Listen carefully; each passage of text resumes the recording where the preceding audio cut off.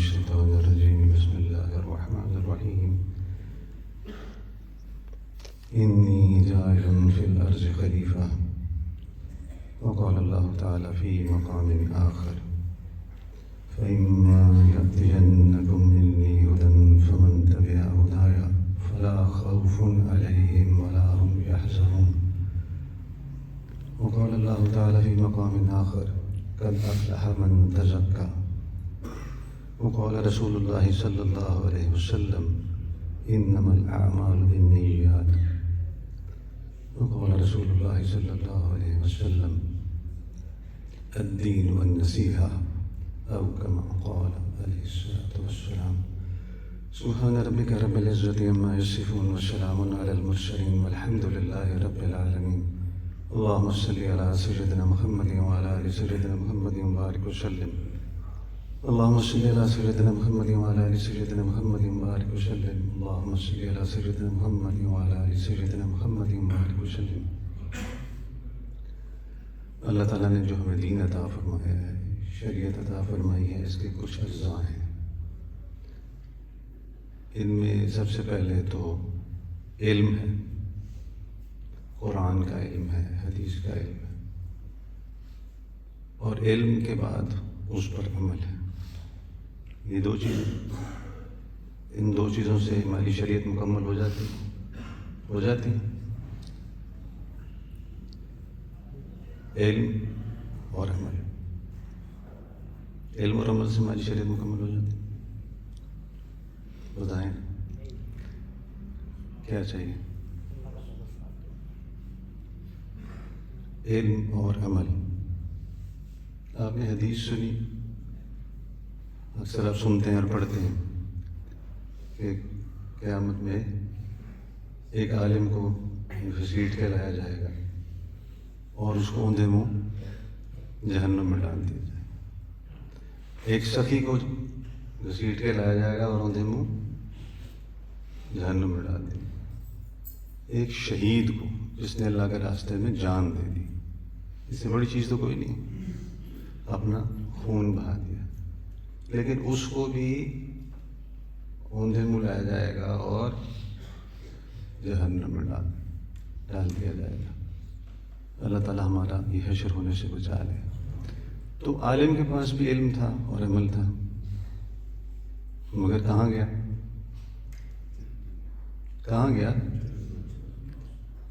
اور سخی کے پاس بھی علم تو تھا نا کہ اس نے مال خرچ کرنا ہے اللہ کے راستے میں، اس نے خرچ بھی کیا، مگر کہاں گیا؟ اور شہید نے تو جان ہی قربان کر دی. شہید نے جان ہی قربان کر دی. اس کو بھی پتا تھا کہ اللہ کے راستے میں خون بہانا یہ اللہ کو بڑا محبوب ہے، لیکن یہ کرنے کے باوجود، جان دینے کے باوجود کہاں چلا گیا؟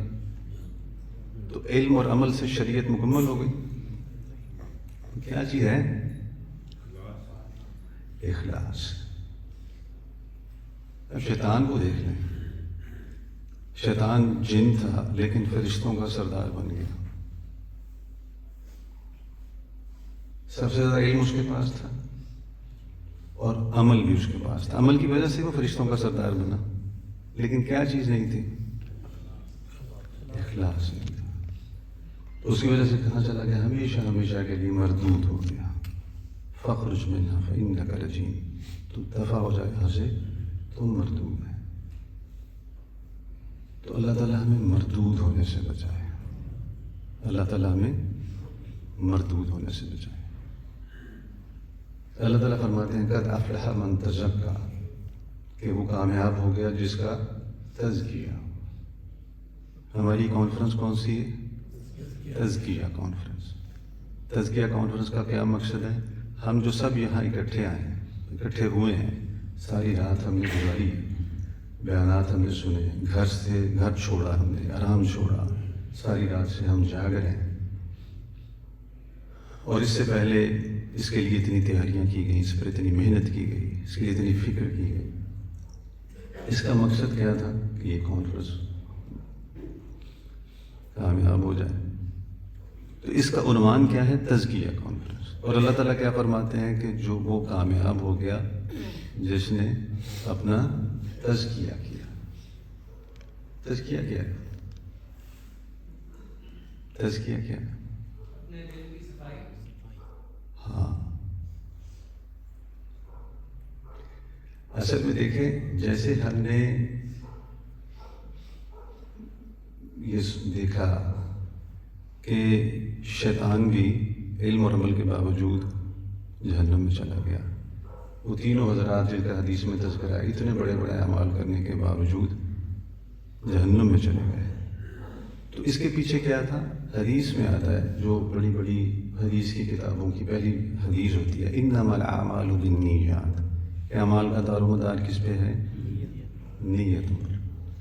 انسان ساری زندگی اپنی جوتیاں چٹکھاتا رہے، جوہد کرتا رہے، عمل کرتا رہے، بھوکا پیاسا رہے، لیکن اس کی نیت اس کو پتہ ہی نہ ہو۔ ایک ہوتا ہے بے نیتی، ایک ہوتی ہے بد نیتی۔ ایک ہوتا ہے نیت ہی نہ ہونا، اور ایک ہوتا ہے کہ نیت کا درست نہ ہونا۔ کیا ہوتا ہے؟ بے نیتی، بد نیتی، اور نیت ہی نہ ہونا کوئی، یعنی اور نیت کا مطلب بے نیتی میں آ گیا۔ اور تیسری چیز یہ ہے کہ نیت کا درست نہ ہونا۔ تو حدیث شریف میں آتا ہے کہ اعمال کا دار و مدار کس چیز پر ہے؟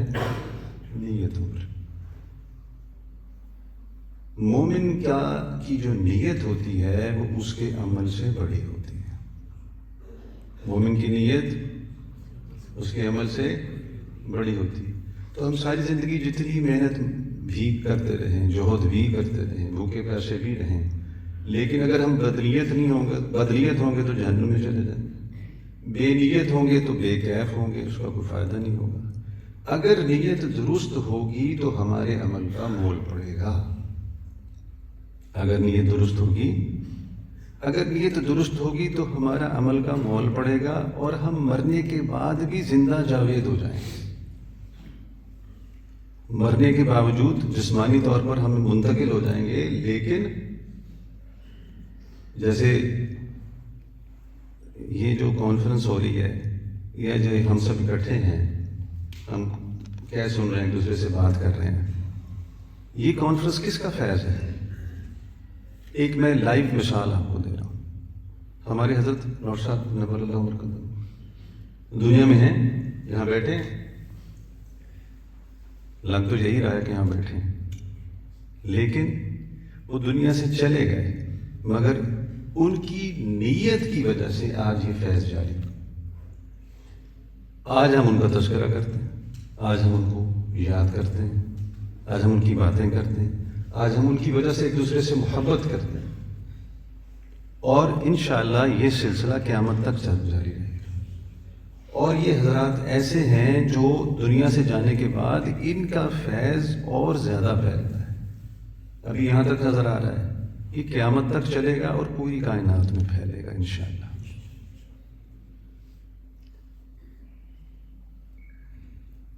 غالباً حضرت شاہ عبد الرحیم جو شاہ ولی اللہ کے والد ہیں، ان کا واقعہ ہے۔ وہ فرماتے ہیں کہ وہ ایک دفعہ کسی سفر میں تھے تو کسی جنگل میں چلے گئے،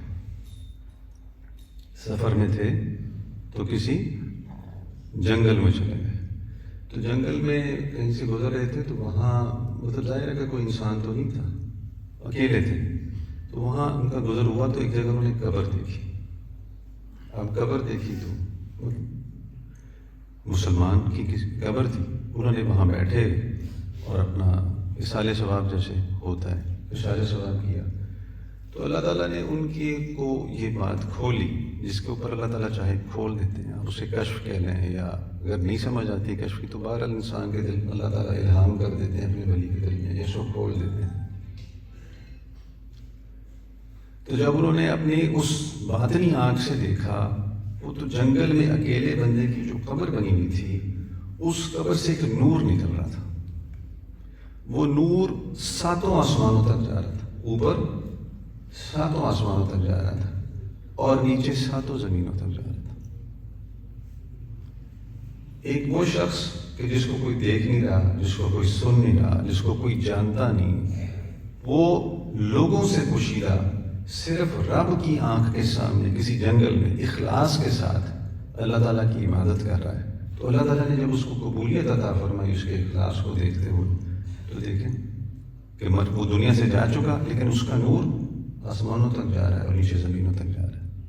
تو کس چیز نے اس کو یہ قبولیت عطا فرمائی؟ کس چیز نے اس کو یہ قبولیت عطا فرمائی؟ اس کی نیت نے، اس کی نیت نے۔ تو مومن کی نیت اس کے عمل سے بڑی ہوتی ہے، اور عمل سے بڑی ہوتی ہے، بلکہ اگر یہ کہا جائے اصل چیز ہوتی ہی نیت ہے۔ انسان کے ذمے کیا ہے؟ نیت کا کرنا۔ فرمایا نا عرش کے خزانوں سے کلمہ عطا فرمایا، کیا کلمہ ہے وہ؟ لا حول ولا قوت الا باللہ۔ اے اللہ، نہ ہم کسی گناہ سے بچ سکتے ہیں آپ کی مدد کے بغیر، اور نہ ہی کسی نیکی کی قدرت اور قوت رکھتے ہیں آپ کی مدد کے بغیر، آپ کی توفیق کے بغیر۔ تو یہ ہماری زندگی ہے ہی یہی، لا حول ولا قوت الا باللہ۔ ہمارے ذمہ کیا چیز ہے؟ صرف نیت کرنا، ارادہ کرنا۔ تو یہ جو تزکیے کی محنت ہے، یہ جو کانفرنس ہے، ہم نے بات کر رہے تھے جیسے وہ حدیث احسان آتی، بخاری شریف میں حدیث احسان ہے نا، جس میں جبرائیل علیہ السلام نبی کریم صلی اللہ علیہ وسلم کی خدمت اقدس میں حاضر ہوتے ہیں اور ان سے چند سوال پوچھتے ہیں، جن کا مقصد کیا ہوتا ہے کہ صحابہ کرام رضی اللہ عنہم اجمعین جو وہاں تشریف فرما ہیں، ان کے سامنے اور ان کے توسط سے پوری امت کے سامنے دین کی حقیقت کھل جائے، دین کی وضاحت ہو جائے۔ تو کیا سوال کرتے ہیں؟ مل ایمان، مل اسلام، تیسرا بھی سوال تھا کوئی، مل ایمان، مل اسلام، تیسرا سوال بھی تھا کوئی، وہ کیا چیز ہے؟ مل ایمان سے آپ سمجھ لیں کہ علم، اور مل اسلام سے اپنے آپ کو تسلیم کر دینا، سپرد کر دینا، اپنے اعضاء اور جوارح کو، اپنے اوقات کو، اپنے وسائل کو، اپنی نعمتوں کو جو اللہ نے عطا فرمائی ہیں، وہ اس علم کے حوالے کر کے اعمال کر دینا۔ علم، عمل، اور تیسری چیز مل احسان، اور اس کی ڈیریویشن اور ڈیفینیشن کیا تھی؟ ان تعبد اللہ کانک تراہ فإن لم تکن تراہ فإنہ یراک۔ یہ کیا چیز ہے؟ احسان کیا چیز ہے؟ دیکھیں، ہم ساری رات سے ادھر بیٹھے ہیں، ہم کیوں بیٹھے ہیں یہاں پہ؟ چلے کوئی بتائے گا؟ اللہ کو راضی کرنے کے لیے۔ لیکن اللہ تعالیٰ کو راضی کرنے کے بھی تو مختلف درجات ہیں، وہ کیسے ڈسکرائب ہوں گے؟ ایک عمل ہے، نماز پڑھتے ہیں، روزہ رکھتے ہیں۔ نماز کس نیت سے پڑھتے ہیں؟ ابھی آپ نے نماز پڑھی ہے، کس نیت سے پڑھی ہے؟ کس نیت سے پڑھی ہے؟ ہاں، اس کا مطلب ہے کہ اس کا جو رزلٹ ہے ہم کہاں چاہ رہے ہیں؟ آخرت میں چاہ رہے ہیں نا، ظاہر ہے ہم آخرت میں چاہ رہے ہیں۔ اچھا، ہم روزہ رکھتے ہیں تو روزے کا کیا مقصد ہے؟ فرض کیا اللہ کو راضی کرنے کے لیے، تو اس کا ہم کب رزلٹ چاہتے ہیں؟ ظاہر ہے مرنے کے بعد نا۔ یہی ہماری نیت کی خرابی ہے۔ جب ہم یہ ایک کرکس ہے، اگر ہم اس کو سمجھ لیں، میں بھی یہی سمجھنے کے لیے حاضر ہوں، ایک کرکس ہے کہ جب ہم کوئی نیک عمل کرتے ہیں جو اللہ تعالیٰ نے ہم پہ فرض کیا ہے، یا ہم کوئی نفل عمل کرتے ہیں، تو اس کا جو رزلٹ ہے وہ ہم کہاں چاہتے ہیں؟ اس کا رزلٹ ہم کہاں چاہتے ہیں؟ دیکھو، آخرت میں چاہتے ہیں اللہ کو راضی کرنا ہے، اللہ کو خوش کرنا ہے، اللہ کی ناراضگی سے بچنا ہے، اللہ کا جو فرض ہے حکم ہے اس کو پورا کرنا ہے۔ ان تمام چیزوں سے اللہ تعالیٰ خوش ہو جائیں گے۔ لیکن سب سے زیادہ خوش کس چیز سے ہوں گے؟ سب سے زیادہ خوش کس چیز سے ہوں گے؟ آگے چلتے ہیں، اب یہ سوال ریمائنڈ کرا دیجیے گا، سب سے زیادہ خوش کس چیز سے ہوں گے؟ تو ہم کیا بات کر رہے تھے؟ تیسری چیز کیا ہے؟ مل احسان. اور احسان کیا چیز ہے؟ احسان کیا چیز ہے؟ احسان کا مطلب یہ ہے، وہ تو بائی ورڈ اس کا میننگ یہی ہے کہ کسی کے ساتھ بھلائی کرنا، احسان کرنا. احسان کا مطلب یہ ہے کہ پہلے ہم نے ایمان کا تذکرہ کیا. جبرائیل علیہ السلام پوچھ رہے تھے ایمان کیا ہے، پھر جبرائیل علیہ السلام نے پوچھا اسلام کیا ہے. لیکن جبرائیل علیہ السلام نے یہ بات تیسرا سوال کر کے یہ بات واضح کر دی کہ شریعت یہاں مکمل نہیں ہوئی. شریعت کے لیے تیسری اصطلاح، تیسرا اس کا جزو وہ لازم اور ملزوم ہے، وہ ہے احسان. اور احسان ہوتا ہے تزکیہ. احسان کیا ہوتا ہے؟ تزکیہ. اور تزکیہ کیا ہوتا ہے؟ تزکیہ دل کی صفائی اور ستھراپن. کیا ہوتا ہے؟ کتنی قسمیں کھا کے سورہ شمس میں اللہ تعالیٰ نے فرمایا کہ جس نے اپنا تزکیہ کیا وہ کامیاب ہو گیا، جو نہیں کیا وہ ناکام ہو گیا. اور کیا ہوتا ہے تزکیہ؟ احسان تزکیہ ہے. تزکیہ دل کی صفائی. اور دل کی صفائی اور ستھرائی کیا ہے؟ نیت کی درستگی. اس سے ہمارے اعمال کا وزن پڑے گا. نیت کی درستگی، نیت کو درست کرنا. تو یہ وہ محنت ہے، ایک علم ہے، ایک عمل ہے. یہ کس کا جو ہے محنت کا میدان ہے؟ علماء کا، فقہاء کا، محدثین کا. علم اور عمل یہ ان کا میدان ہے. اور تیسری چیز جو اخلاص ہے، جو نیت ہے، جو تزکیہ ہے، وہ کس کی محنت ہے؟ وہ مشائخ کی محنت ہے. آپ سمجھ رہے ہیں؟ یا میں اس کو تھوڑا سا کچھ ڈیلیور کر پا رہا ہوں، ڈیلیگیٹ کر پا رہا ہوں؟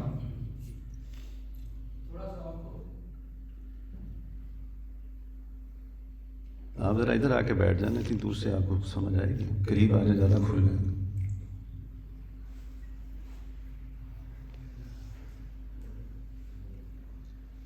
کرسی لے آئے آپ. ہاں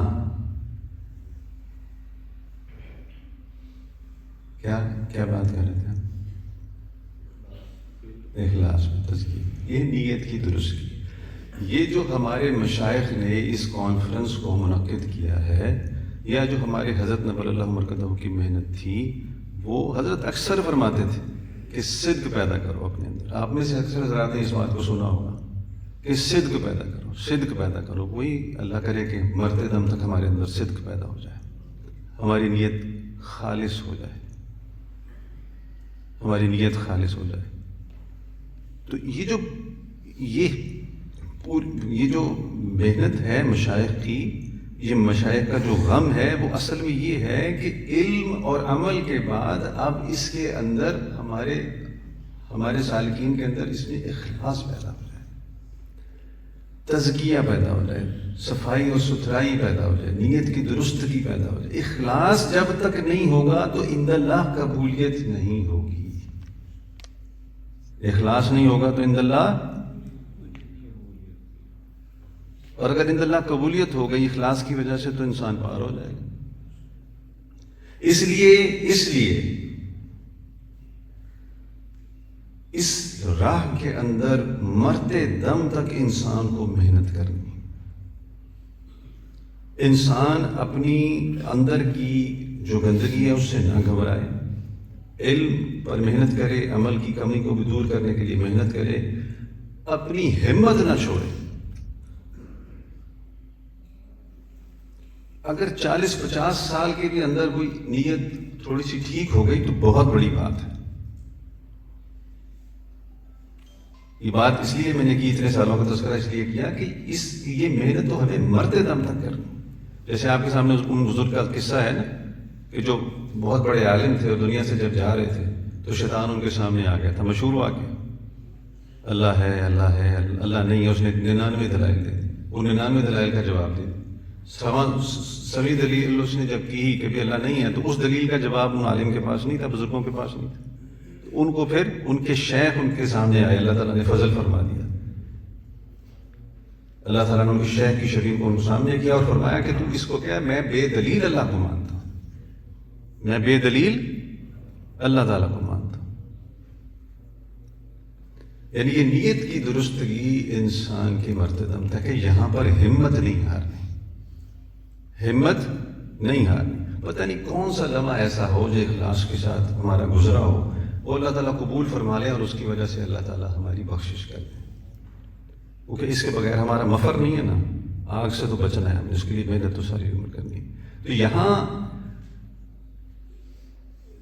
جو شخص اس تزکیے کی محنت کے اندر اپنی نیت کو درست کرتا ہے، تو میں نے جیسے آپ سے عرض کیا کہ وہ مثال جو حضرت شاہ عبد الرحیم رحمہ اللہ کی مثال تھی کہ انہوں نے اس شخص کو دیکھا، یہ ہمارے حضرت کی مثال لیتے، یعنی اس شخص کو تو خیر کوئی جانتا بھی نہیں تھا، لیکن اللہ تعالیٰ کے ہاں کتنی قبولیت تھی۔ تو جو شخص اس پر محنت کرتا ہے اس کا مقام اللہ تعالیٰ کے ہاں بہت بلند ہو جاتا ہے۔ اسی لیے آپ دیکھیں صحابہ کرام رضی اللہ عنہم اجمعین کے بارے میں آپ حدیث میں پڑھتے ہیں نا کہ اگر وہ ایک مٹھی کھجور دے دیں اور ہم بہت پہاڑ کے برابر سونا صدقہ کر دیں تو ان کا ایک مٹھی جو کھجور ہے وہ بڑھ جائے گی۔ کس وجہ سے؟ اخلاص کی وجہ سے۔ اس پر محنت کرنی ہے اور اپنے آپ کو مارنا ہے اور اپنے اندر اخلاص کو پیدا کرنا ہے اور اپنی نیت کو درست کرنا ہے اور اس پر ساری زندگی محنت کرنا ہے۔ اب اس کی درستگی کے لیے مشائخ کی محنت ہے، مشائخ اسی پر محنت کرتے ہیں، صدق کو پیدا کرتے ہیں، منافقت کو دور کرتے ہیں۔ یہ کم وقت منافقت اور دو رنگی انسان کے اندر سے جاتی نہیں ہے، یہ جو فرق ہے اس کے اندر، اس کو دور کرنا ہے۔ اچھا، ہماری تھوڑا سا ہم اس بات پر اور کام کرتے ہیں کہ ایک چیز تو یہ ہے نیت کی درستگی، اور ایک چیز ہے کہ ہمیں پتہ ہی نہیں کہ ہم نے نیت کیا کرنی ہے۔ ایک ہمیں پتہ ہی نہیں ہے، یعنی بے نیتی۔ میں نے حضرت سے سنا کہ حضرت ڈاکٹر صاحب نے بولا کہ ایک ہوتی ہے بد نیتی اور ایک ہوتی ہے بے نیتی۔ بے نیتی بد نیتی سے بھی بری ہے، انسان کو پتہ ہی نہ ہو، انسان کو کسی کام کا پتہ ہی نہ ہو کہ میں کر کیوں رہا ہوں۔ اچھا، پچھلی کچھ مجالس سے جب میں یہاں حاضر ہوتا ہوں تو میں ایک ٹاپک کو لے کے چل رہا ہوں، تو اگر کچھ ساتھی پرانے یہاں پر بیٹھے ہوئے ہیں، میں سوال نہیں کروں گا، امتحان نہیں لینا میں تو خود بھی امتحان نہیں دے سکتا۔ ہماری زندگی کا مقصد کیا ہے؟ وما خلقت الجن والانس الا لیعبدون۔ ہماری زندگی کا، ہمیں زندگی میں کیوں بھیجا گیا؟ ٹھیک ہے، ہمیں زندگی میں کیوں بھیجا گیا؟ اللہ تعالیٰ نے فرمایا کہ احببت ان اعرف فخلقت الخلق، میں نے پسند کیا کہ میں پہچانا جاؤں تو میں نے مخلوق کو تخلیق کر دیا، ہے نا؟ پھر آگے چلیں تو اللہ تعالیٰ نے پھر فرمایا، میں بات کو مختصر کر دیتا ہوں۔ اللہ تعالیٰ نے قرآن میں فرمایا وَإِذْ قَالَ رَبُّكَ لِلْمَلَائِكَةِ إِنِّي جَاعِلٌ فِي الْأَرْضِ خلیفہ، کہ میں دنیا میں کس کو پیدا کرنے جا رہا ہوں؟ خلیفہ کو۔ کون ہے خلیفہ؟ کون ہے؟ انسان کہاں بیٹھے ہیں؟ ہم سب ہیں۔ عالم بھی خلیفہ ہے، جاہل بھی خلیفہ ہے، امیر بھی خلیفہ ہے۔ جعلکم خلائف الارض ورفع بعضکم فوق بعض درجات هو الذی جعلکم خلائف الارض، وہ ذات ہے جس نے تمہیں زمین پر خلافت دے دی، بادشاہی دے دی، حکومت دے دی، لیکن تمہارے درجات اوپر نیچے کر دیے۔ مطلب یہ ہے کہ کسی کو علم زیادہ دے دیا، کسی کو کم دے دیا، کسی کو مال زیادہ دے دیا، کسی کو کم دے دیا۔ لیکن یہ وہ چیز ہے، یہ وہ عہدہ ہے جو ہم میں سے ہر ایک کو عطا کیا گیا، لیکن کیا ہمیں اس کا ادراک ہے؟ ہمیں اس کا ادراک نہیں، ہمیں اس کا ادراک نہیں. اس کی وجہ کیا ہے؟ ہمیں بہت ساری چیزوں کا ادراک نہیں، بہت ساری چیزوں کا علم نہیں، ہمیں زندگی کے مقصد کا علم نہیں ہے،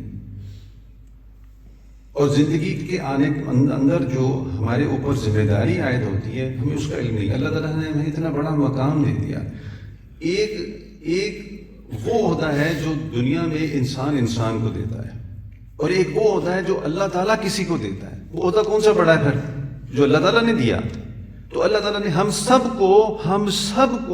سب کو زمین پر خلافت عطا فرما دی، اپنی نیابت عطا فرما دی، اپنی ریپرزنٹیشن عطا فرما دی، اپنی نمائندگی عطا فرما دی. تو اس سے بڑی کوئی چیز ہو سکتی ہے؟ یہ نمائندگی کیا ہے؟ اس پہ ہم بات کرتے ہیں.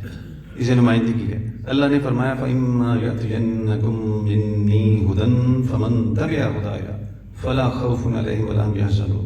یہ ہدایت کیا چیز ہے؟ کہ جس نے میری ہدایت، یعنی میری جو ہدا ہے، جو راستہ میں نے دکھایا، جو ہدایت میں نے اس کو اتباع کی، نہ اس کے اوپر خوف ہوگا نہ حزن ہوگا. کہاں نہیں ہوگا؟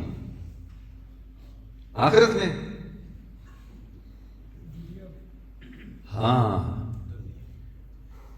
یہ اچھا مجھے بتائیں، بس آگے سے ہم ذرا بات کو تھوڑا شارٹ کرتے ہیں کہ یہ جو ہم نیت کے اوپر گفتگو کر رہے ہیں، دیکھیں ہر دور کا نا ایک دجل ہوتا ہے. جو نبی کی تعلیمات ہوتی ہیں نا، اس کے مقابلے میں ایک شیطان اور دجال کا ایک دھوکہ بھی ہوتا ہے جو اس کو ٹیکل کرتا ہے. جیسے حضرت موسیٰ علیہ السلام کے زمانے میں حضرت موسیٰ علیہ السلام کی جو تعلیمات تھیں، ان کے جواب میں کس چیز کو لایا گیا تھا؟ کس چیز کا زور تھا اس وقت؟ جادو کا زور تھا. جادوگروں کو لے کے آیا گیا تھا نا. اور اگر آج کل ہم دیکھیں تو آج کل کس چیز کا زور؟ ایک ہے دین کا علم اور ایک ہے عصری علوم. یہ لاڈ نکالے کے لائے گئے عصری علوم. یہ جو ہمارے حضرات ہیں بڑے، اللہ تعالیٰ ان کو زندگی دے، جو اس لاڈ نکالے کے جو مروجہ علم اور طرز علم کی مخالفت کرتے ہیں. مخالفت سے مراد یہ کہ اس کی اہمیت کو نفی نہیں کرتے، لیکن آپ یہ دیکھیں کہ ہمارے اندر جو فکر کے اندر تبدیلی پیدا کی گئی، یہ علم جو عصری علم ہے. ہم اعلیٰ تعلیم کس کو کہتے ہیں؟ اعلیٰ تعلیم حاصل کرنے وہاں چلے گئے، اعلیٰ تعلیم حاصل کرنے وہاں چلے گئے، انہوں نے اعلیٰ تعلیم حاصل کی گئی. کس کو کہتے ہیں؟ عصری علوم کو کہتے ہیں. اور دین کے علم کو ہم کیا کہتے نہیں ہیں، لیکن سمجھتے کیا ہیں؟ اندر in the heart of your heart, اپنے اندر جھانک کے دیکھیں کیا کہتے ہیں. اگر کہتے نہیں تو سمجھتے ہیں نا کہ بس ٹھیک ہے، حاصل کر لی تو ٹھیک ہے، نہیں حاصل کر کے تو پھر بھی گزارا ہے. تو ان ادر ورڈز ہم اس کو ادنا سمجھتے ہیں. اللہ تعالیٰ معاف کرے. ایسا ہے نا. اگر کوئی حافظ ہے، کیونکہ ہماری نیت ڈسٹرب ہو گئی. اگر کوئی حافظ ہے تو وہ حفظ کر رہا ہے، وہ کس لیے حفظ کر رہا ہے؟ کہ میں 10 بندوں کو، میں اللہ تعالیٰ مجھے یعنی معاف کر دیں اور میرا درجہ بلند ہو جائے، اور چمکتا ہوا تاج میرے والدین کو پہنا دیا جائے، اور اس سے بھی زیادہ چمکتا ہوا مجھے پہنا دیا جائے. اور اس کو حفظ کرانے والے کہتے ہیں کہ جی یہ اپنے قریبی 10 بندوں کی شفاعت کر دے گا. یہی ہوتی ہے نا حفظ کی نیت. اور اس کا ہم ریوارڈ کہاں چاہتے ہیں؟ آخرت میں چاہتے ہیں. حالانکہ آپ یہ دیکھیں کہ اگر کسی کو یہ بات کہی جائے کہ آپ کو ہم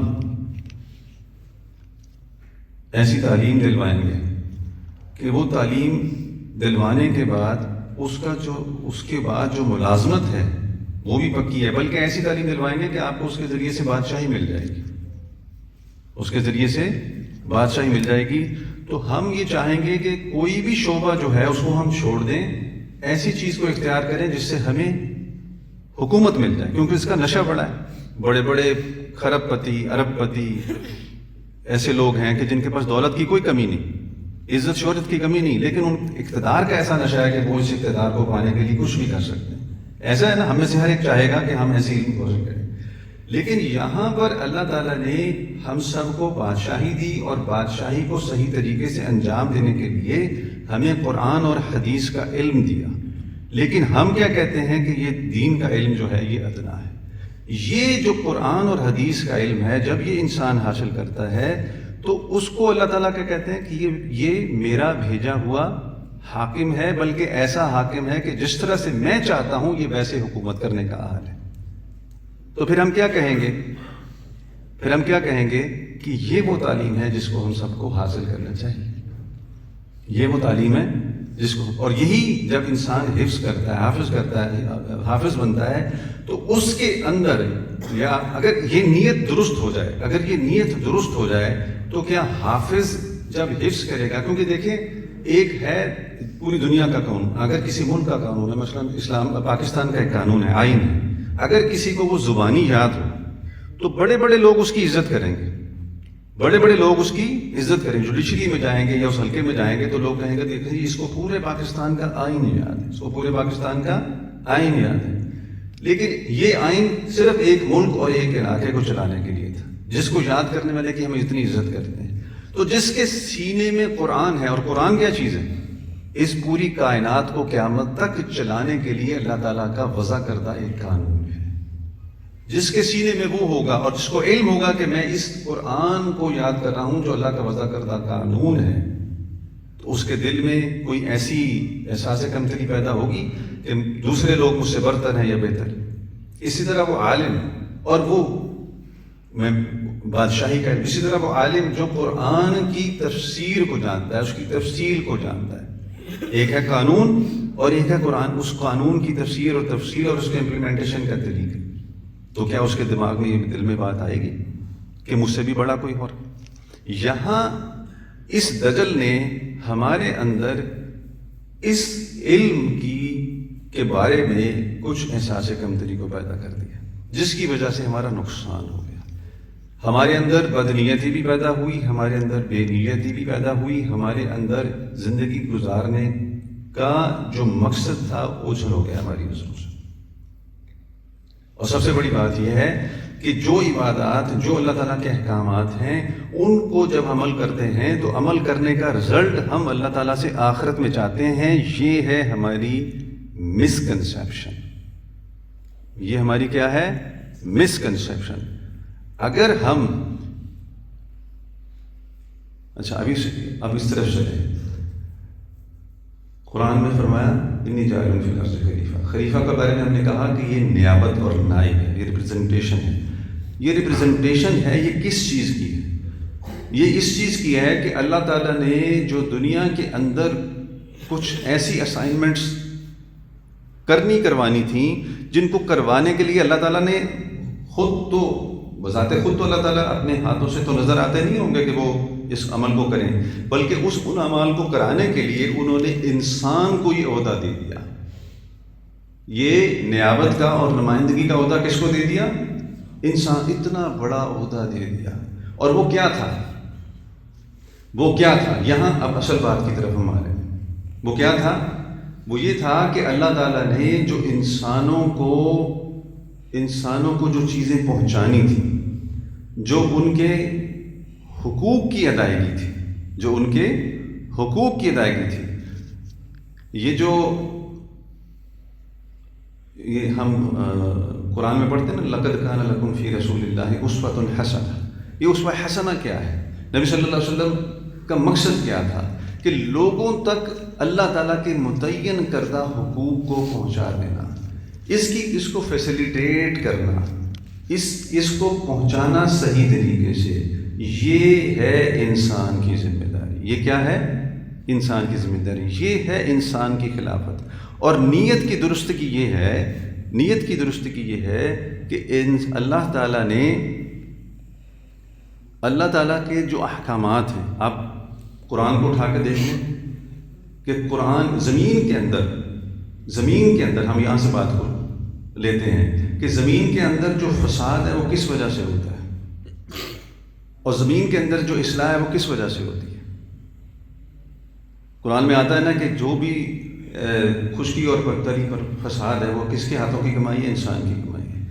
آپ دیکھیں کہ جب یہ فرسٹ ورلڈ وار ہوئی، پھر سیکنڈ ورلڈ وار ہوئی، تو پھر UN بنی تھی نا، اقوام متحدہ بنی تھی۔ اقوام متحدہ کے چارٹر پر وہاں پر بڑے بڑے تھنک ٹینکس بیٹھے تھے، اور انہوں نے سوچا تھا کہ دنیا کے اندر امن لانے کا طریقہ کار کیا ہے، دنیا کے اندر امن لانے کا طریقہ کار کیا ہے. یہ جو اتنا بڑا بڑا فساد مچا، ایٹم بم اتار کے مار دیے گئے اور انسانیت جو ہے وہ صفحہ ہستی سے مٹی، یہ آگے جا کے اس کی رکاوٹ کیسے ہوگی، اس کو کیسے روکیں گے اور امن کیسے ہوگا؟ اس کے لیے انہوں نے 33-34 حقوق لکھے چارٹر میں کہ یہ وہ حقوق ہیں جن حقوق کی ادائیگی سے انسانیت کو، جب یہ حقوق ادا کر دیے جائیں گے تو ان حقوق کی ادائیگی کی وجہ سے دنیا میں کیا قائم ہو جائے گا؟ امن قائم ہو جائے گا. جب کہ اللہ تعالیٰ فرسٹ ڈے جب انسان کو بنا رہے ہیں اسی وقت فرما رہے ہیں کہ میں اس کو اپنا خلیفہ بنا رہا ہوں. اور خلافت کا مقصد کیا ہے؟ خلافت کا مقصد یہ ہے کہ میں، پھر اللہ تعالیٰ نے اپنی شریعت اور قرآن، ہماری اس نبی صلی اللہ علیہ وسلم کی امت میں قرآن اور حدیث کو دے کر بھیجا. اور وہ فرسٹ ڈے سے یہی ہے کہ یہ قرآن کے اندر اصل میں اللہ تعالیٰ ماں باپ کے حقوق ہیں، بہن بھائی کے حقوق ہیں، ہمسائے کے حقوق ہیں، دوستوں یاروں کے حقوق ہیں، جانداروں کے، جانوروں کے حقوق ہیں، حتیٰ کہ بے جانوں کے بھی حقوق ہیں.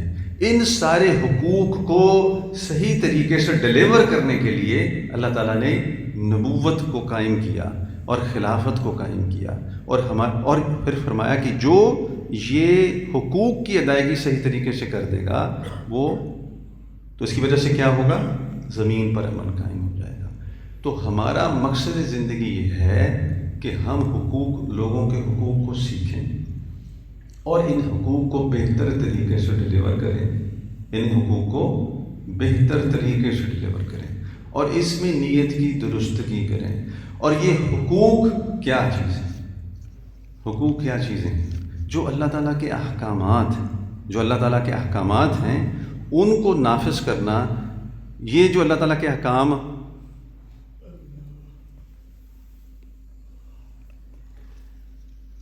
یہ جو اللہ تعالیٰ کے احکامات ہیں ان کو نافذ کرنا اور ان کو قرآن اور حدیث کے مطابق نافذ کرنا.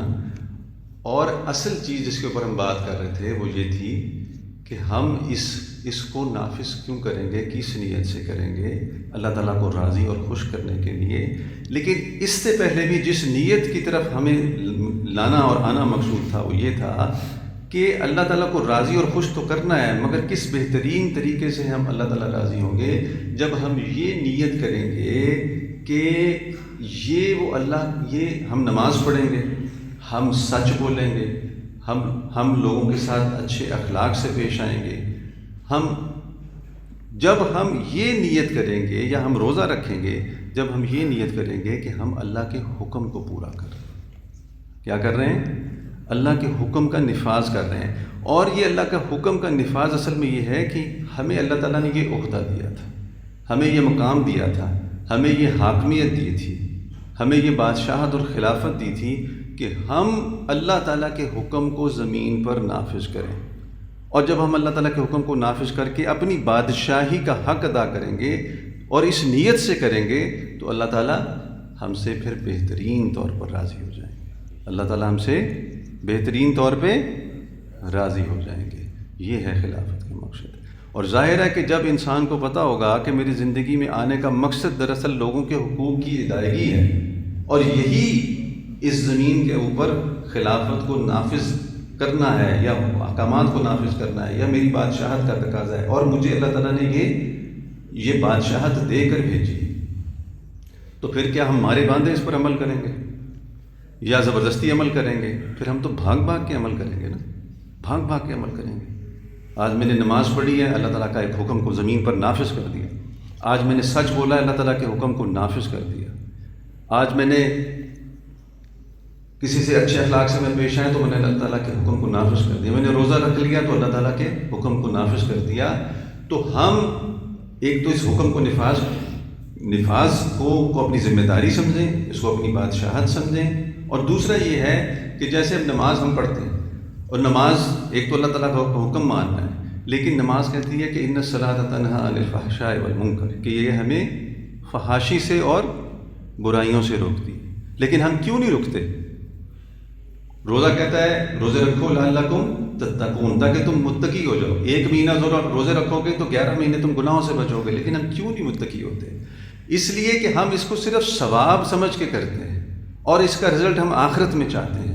جب ہمارے دل کے اندر یہ نیت ہوگی کہ نماز ہمیں فحاشی کے کاموں سے بچائے گی اور منکرات سے بچائے گی، اور روزہ ہمارے اندر تقویٰ پیدا کرے گا، تب نماز ہمیں فحاشی سے بچائے گی، تب ہمیں نماز برائیوں سے بچائے گی، اور تب ہمیں روزہ متقی بنائے گا. تو ہمیں نیت کی درستگی کرنی ہے، اور یہی مشائخ کی محنت ہے. تو آخر میں بات یہ ہے کہ اس نیت کی درستگی کے لیے اور نیت کی اصلاح کے لیے اور نیت کرنے کے لیے جو راستہ ہے، ایک تو مشائخ کی صحبت ہے. یا ایھا الذین آمنوا اتقوا اللہ وکونوا مع الصادقین. ایک مشائخ کی صحبت ہے اور دوسرا اللہ کا ذکر ہے. دوسرا کیا ہے؟ کثرت ذکر. اور کثرت ذکر کا حدیث میں بھی حکم آیا، قرآن میں بھی حکم آیا، ہر وقت ذکر کرنے کا حکم آیا. ذکر کرنے والے کو زندہ کہا گیا، نہ کرنے والے کو مردہ کہا گیا.